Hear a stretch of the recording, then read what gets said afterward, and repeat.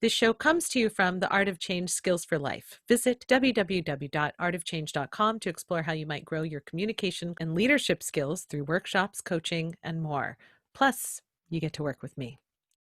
Today on the show, it's just me. I wanted to take an opportunity to say thank you and to bring to a close what has been an incredible, enlightening, inspiring, and fulfilling first season of the show. I'm Aden Nepom, and this is the Changed Podcast.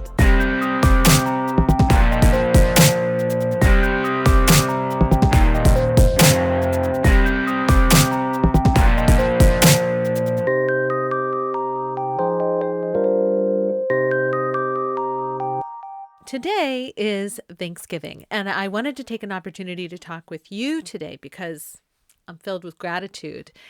I'm a big softie, and being able to share this project with you as an audience, listening to these stories, it's just incredible. So thank you for listening. I also am so excited to have had the conversations that I've had.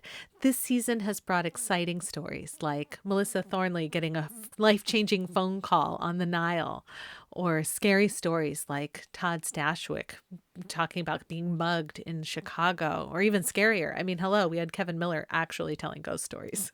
We've also had stories of pain, like Nadine Montahami sharing her incredibly traumatic story of being kidnapped and tortured. Stories that inspire, like Andrew Williams running a marathon on Mount Everest. Stories that are relatable. Mary Jo Peel standing up to her mother and claiming her place in the world.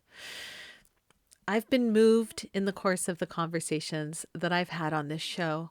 I've laughed and I've been inspired. And most importantly, I've been reminded time and time again that life is a beautiful gift. Sure, it can be hard and filled with challenge, but we all belong here and we all deserve some happiness on this big blue rock. When it comes to the change cycle, there are a couple of things that I think are helpful to remember. And so I'm definitely going to want to share those thoughts with you. But one thing I haven't done much of on the show is share stories of my own. And so I thought today I would tell you a story of a pivotal moment in my own life. And for this story, I'm going to take you back to the year 2003. It was a long time ago. It doesn't seem like that long if you're my age, but trust me, it's been a while. In 2003, I went with a boyfriend to live in South Korea and teach English, like a lot of college graduates do. And I thought, because I had taught Sunday school and I had taught at the Writing Center at my college, and I had been involved in student government and was a student leader, I thought teaching kids ESL was going to be, how do I say this? Super easy, like incredibly easy, like it was going to be no big deal. And what I discovered was that was not true. So every day I would come into the class and I would go, "Hey everybody, how's it going?" And some of them would respond and most of them would not. And then I'd say, "All right, everybody, open your book to whatever page the lesson was for the day." And some of the kids would do it, and the rest of the kids would just sort of like be talking to each other. And I would get really angry and I would yell at them and they would talk to each other more. And they were so disrespectful. And I took it incredibly personally.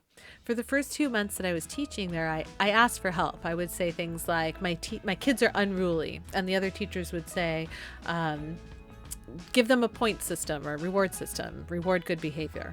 And I would try that and it didn't change. Kids were still side talking with each other. I would say things like, my kids are disrespectful. And the school director, the head teacher would say something like, "Oh, I just punish my kids. Have them hold the desk chair up until their arms are tired. That will get them to be more behaved." Things like that. And that didn't resonate with me. And they also didn't work. Well, after 2 months of teaching, I realized what was going on wasn't that the kids were being unruly, and it wasn't that they were being disrespectful. It was that they didn't understand what I was saying. What the kids were getting, and what I learned from watching other teachers, was they were getting a call and response at the beginning of class that alerted them that things were starting. And it went like this: "Hello, students. Hello, teacher. How are you today?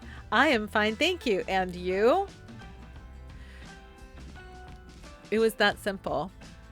It really boiled down to that the kids weren't used to what I was doing, and more importantly, they couldn't understand what I was saying. So what I was doing was saying, "Hey everybody, how's it going? Anything cool happened this weekend?" And the kids were going, "Do you know what she's saying? I have no idea what she's saying. I think she's saying hello. We should listen more." And then I would say something like, "Who has something interesting to share?" And they would be like, "What is she asking for? Is it in the book? I don't know." And so as soon as I stopped assuming that they could understand me and started thinking instead about what they could understand, keeping in mind English teachers at academies overseas aren't necessarily trained English as a second language teacher. So we have to sort of make it up as we go. So if you are a trained ESL teacher, all of this is going to sound totally dumb to you because you know better. But I didn't, and nobody told me. So I just tried doing what the other teachers were doing. "Hello, class. Hello, teacher. How are you today? I'm fine, thank you. And you?" As soon as I started doing that, the kids totally dialed in. Now, there's a reason I am choosing to share this story with you right now. It's a small example and a minor pain in the butt moment with a tiny challenge that I overcame. But the lessons that I learned from the experience were a total game changer for me. I think it is really common for people to move through the world assuming that everyone else knows what they are thinking, feeling, and talking about. And the truth is, the words that we say are an incomplete picture of our thoughts. Even now, I'm doing a decent job when I could be doing an incredible job of conveying this idea to you. Words are imperfect. They are slippery. And the more we worry about other people not getting it from us, the harder it is to communicate. And that's what I got from this experience. I thought that my tone would convey everything, but it didn't. What I learned was that you have to think about what the other person knows, hears, understands, feels, and thinks. As a person who wants to convey an idea, you actually have to think about your audience's needs and issues first. And this is something that I have had corroborated throughout my professional life as well. In fact, my colleagues that I often facilitate work with over at On Your Feet Improv for Business, we often talk about seeing the audience first. And as an improv performer, this has been incredibly important. Most of what I do at the Art of Change is centered around great listening. Of course, you can't sell listening to people. You can only sell outcomes. But I can assure you, if you want people to listen to you, you have to listen to them first. And this matters. We are in really, really strange times. No matter what side of the political spectrum you are on, doesn't matter. What's happening to us as people, I mean, it matters. It totally matters. Don't get me wrong. Absolutely matters. But what's happening to us as people is we are constantly moving through the world. And we are saying, "Why don't you get it, you dummy," when something is so obvious to us. And all I think when I see these interactions and hear about them from clients is, it's the same thing. You're greeting the ESL class in a language they don't understand. The simplest shift of noticing what people are talking about, noticing how they are talking about it, and then meeting them where they are, it's an incredible game changer. And so, yeah, so that changed everything for me. It has literally changed the trajectory of my career, but it's certainly changed my ability to converse and influence with people. I hope it'll give you something to think about as well. Look for ways to get close to what people know, understand, and believe. Think about how they hear, what their frame is on the world, and then learn how to work within it. That will open up all kinds of things. If you're having trouble persuading somebody to try a new thing at work, a new way of working, perhaps it's because you're just not speaking their language. Perhaps as you move forward into the rest of this year and the beginning of next, perhaps something that you can take with you is this idea. Get to know how other people view the world and then meet them there. Because the end of that story was by doing the thing that they were used to doing, they stopped long enough to try and understand the other stuff I wanted to do. And they all did great. They learned immense amounts of conversational English. And by the end of the year, I was able to have the casual interactions I'd been trying to have at the beginning. You have to meet people where they are in order to get them to go where you want them to go. If you try and push them, bully them, shame them, yell at them, scream at them, punish them into doing it your way, they will never understand why. They won't believe in it, and you'll get a polarizing result every time. So, to put it into 1,000 words instead of 10, that is the gift I'd like to give you. An immense amount of gratitude to every one of my guests for season 1. It's been an incredible year. An immense amount of gratitude to you. I said I would give you some general thoughts about change and some takeaways from the show. Here they are. Takeaway number 1. Grieving loss is helpful when it comes to processing change, particularly changes that you don't choose. This year, it was invaluable to grieve the loss of what I thought was supposed to happen before moving into all of the amazing stuff that did happen for me this year. And sometimes that was a daily grieving process because there were days when I was worried. But that brings me to point number 2. Bing. Point number 2 is this.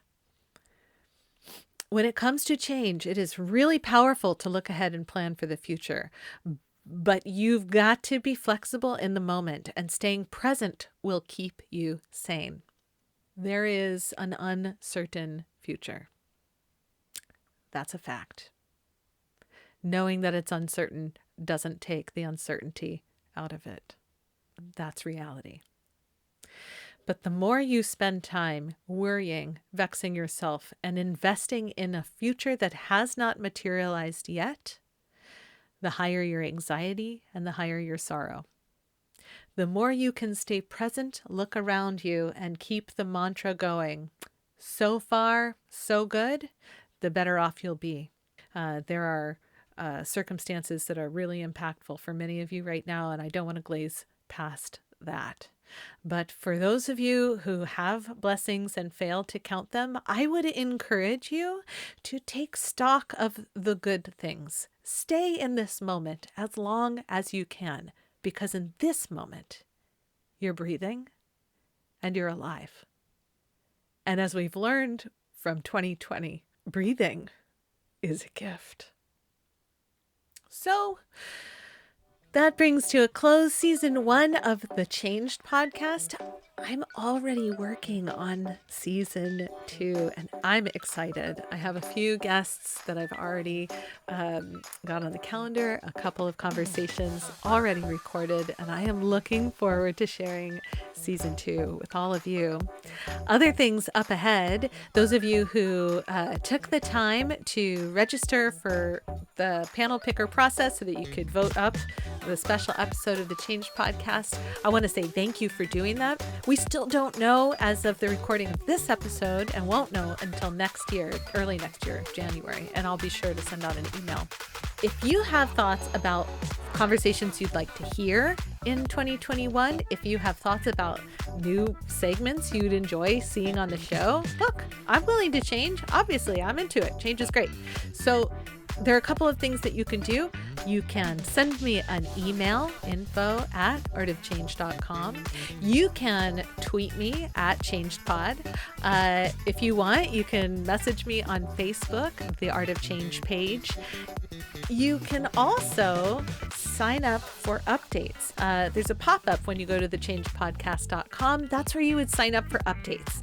And if you want to be the first to know of new and exciting things happening, new ways to support the success of this show, then that is where you would sign up to find out about those things. And I hope you will. I will also tell you, I try to keep my personal business out of the show as much as possible, but I have some exciting things on the horizon for Art of Change as well. And if you are curious about those, you can go to artofchange.com and you can sign up for those updates. But there's going to be new opportunities to work with me, new exciting announcements on the horizon. So I'm just saying, time to dial in, get connected, and find out what's in store. I'm excited about the things that I have coming in 2021. All assuming things go to plan. Happy Thanksgiving, deepest gratitude as you evaluate what you've learned from this year, as you move forward into the next. Just know that I appreciate you. And in 2021, as always, I wish you the kind of experiences in life you're excited to tell stories about. I'm Aden Nepom. Thank you for listening to the Change Podcast.